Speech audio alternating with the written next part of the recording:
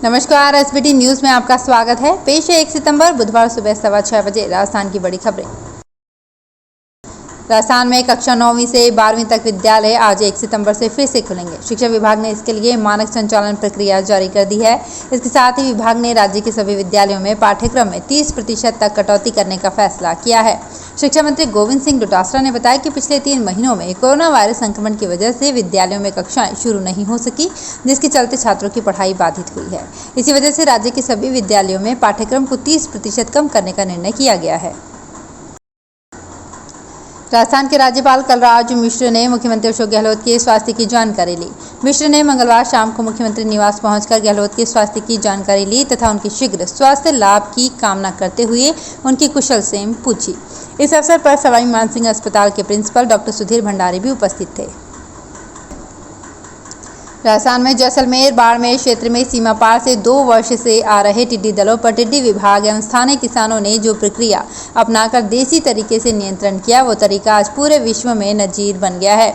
इन तरीकों का अध्ययन करने के लिए अर्जेंटीना सरकार ने कृषि अधिकारी मरियानो बेहरान के नेतृत्व में एक दल भेजा है। इस दल ने जोधपुर टिड्डी नियंत्रण कार्यालय में टिड्डी नियंत्रण की प्रक्रिया के तौर तरीकों का अध्ययन किया।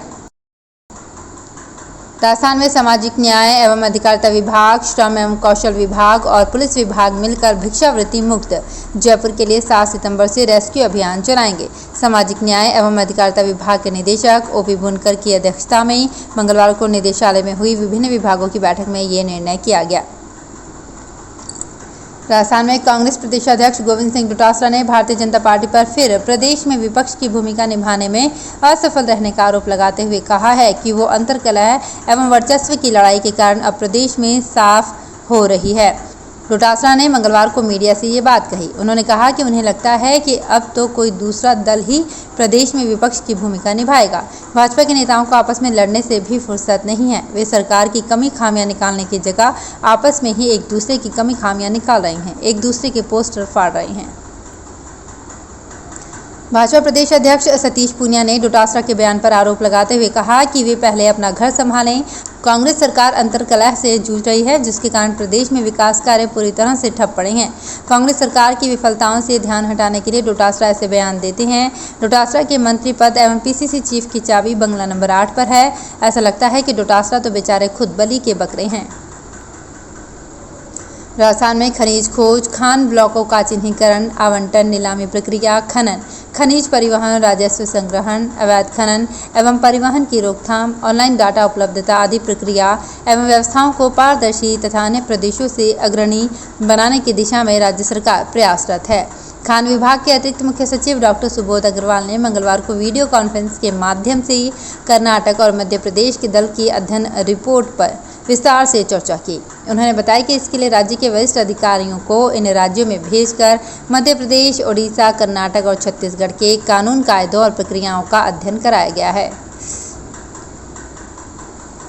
लोकतंत्र को मजबूत करने और पंचायतों को सशक्त बनाने के लिए लोकसभा स्पीकर ओम बिरला इन दिनों केंद्र शासित प्रदेश के दुर्गम क्षेत्रों के दौरे पर हैं। देहरादून, शिलांग और लेह लद्दाख के बाद बिरला कश्मीर की घाटी में आउटरीच प्रोग्राम के तहत पंचायतों के जनप्रतिनिधियों से संवाद कर रहा है कि देश विविधताओं से भरा है और इन विविधताओं के बीच हमारा लोकतंत्र एकता का काम करता है। लोकसभा अध्यक्ष ओम बिरला के कश्मीर घाटी दौरे से स्थानीय जनप्रतिनिधि उत्साहित हैं। अमृतसर में ऐतिहासिक स्थल जलियांवाला बाग के रिनोवेशन पर कांग्रेसी नेताओं की राय बढ़ गई है। कांग्रेस के पूर्व राष्ट्रीय अध्यक्ष राहुल गांधी ने इसे अभद्र क्रूरता बताया था। वहीं मुख्यमंत्री कैप्टन अमरिंदर सिंह ने इसकी तारीफ की है। उन्होंने मंगलवार को चंडीगढ़ में पत्रकारों से कहा कि मुझे ये बहुत अच्छा लगा। इस स्मारक को 102 साल हो गए थे, इसलिए रिनोवेशन की बहुत ज़रूरत थी। वहां से कुछ हटाने के मामले पर उन्होंने कहा कि मुझे इस बारे में कुछ पता नहीं। बीते शनिवार को प्रधानमंत्री नरेंद्र मोदी ने वर्चुअली इसका उद्घाटन किया था। इसमें कैप्टन अमरिंदर भी शामिल हुए थे। उदयपुर जिले के मावली क्षेत्र में जर्जर हो चुकी पानी की टंकी को ध्वस्त किया गया। जलदाय विभाग के कर्मचारियों की मौजूदगी में मंगलवार को ग्रामीणों को हटाकर पहले टंकी के पिलर को तोड़ा गया। इसके बाद ब्लास्ट कर टंकी को गिराया गया।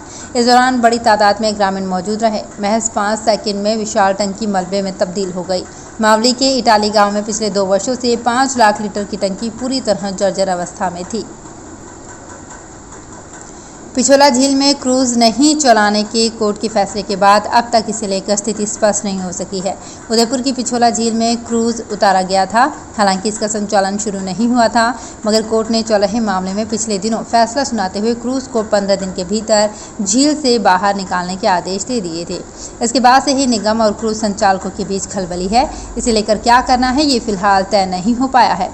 उदयपुर कोर्ट के फैसला सुनाने के बाद ये मामला अब हाईकोर्ट में जा सकता है। टोक्यो पैरालंपिक में गोल्ड मेडल जीतने वाली जयपुर की बेटी अवनी लखेरा को राजस्थान सरकार ने बेटी बचाओ बेटी पढ़ाओ अभियान का ब्रांड एम्बेसडर बनाया है। मंगलवार को महिला एवं बाल विकास विभाग ने इसके आदेश जारी किए। मंत्री ममता भूपेश ने कहा कि अवनी ने राजस्थान का नाम पूरे देश में रोशन किया है। प्रदेश सरकार के मुख्य सचिव निरंजन आर्य ने जिला कलेक्टर के साथ ही विभागों के जिला स्तरीय अधिकारियों के प्रशासन गांव के संघ अभियान एवं प्रशासन शहरों के संघ अभियान के संबंध में वीडियो कॉन्फ्रेंसिंग ली। मुख्य सचिव ने जिला कलेक्टर के साथ ही अधिकारियों से 2 अक्टूबर 2021 से शुरू हो रहे इन अभियान के संबंध में अभी से ही विभाग स्तर पर तैयारी करने के निर्देश दिए। शिक्षक बनने के लिए प्री डीएलएड परीक्षा मंगलवार को हुई। डूंगरपुर जिले में 153 परीक्षा केंद्र पर 23,360 परीक्षार्थी शामिल हुए और 1,039 परीक्षार्थी अनुपस्थित रहे। परीक्षा में किसी भी तरह की कोई आपत्तिजनक वस्तु भी नहीं मिली। मुख्य जिला शिक्षा अधिकारी ने बताया कि प्री डीएलएड परीक्षा को लेकर डूंगरपुर जिले में 24,399 परीक्षार्थी पंजीकृत थे। परीक्षा को लेकर जिले में 153 केंद्र बनाए गए थे। प्रत्येक परीक्षार्थी को उसके गाँव या आसपास ही परीक्षा केंद्र दिया गया था। परीक्षा दोपहर 2 बजे से शुरू हुई, लेकिन इसके आधे घंटे पहले ही परीक्षा केंद्रों में प्रवेश दिया गया।